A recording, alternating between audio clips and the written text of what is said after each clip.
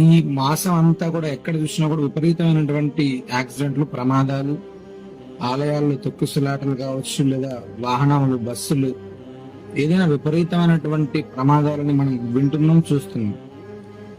ఒకే కుటుంబంలో ఉండేటువంటి వాళ్ళు, ఆ భార్య, పిల్లలు, కొంతమంది దగ్గర అయితే వాళ్ళకు ఉన్నటువంటి మొత్తం సంతానం. అంటే ఈ కడుపు కోత ఎంత దారుణమైనటువంటిది అంటే అది పడేవాడికి మాత్రమే ఆ బాధ తెలుస్తుంది.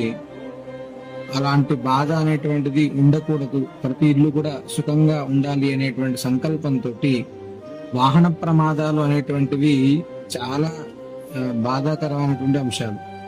అసలు ప్రయాణం ప్రారంభం సమయంలో మనం విష్ణు ద్వాదశనామ పంజర స్తోత్రం అనేటువంటిది ఉంటుంది.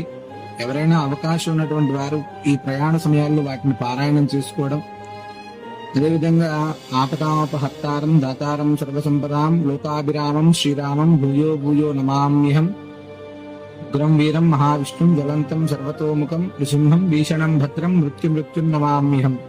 ఈ 2 శ్లోకాలనైనా కనీసం మీ ప్రయాణ సమయాల్లో, ప్రారంభ సమయాల్లో పారాయణం చేసుకోండి.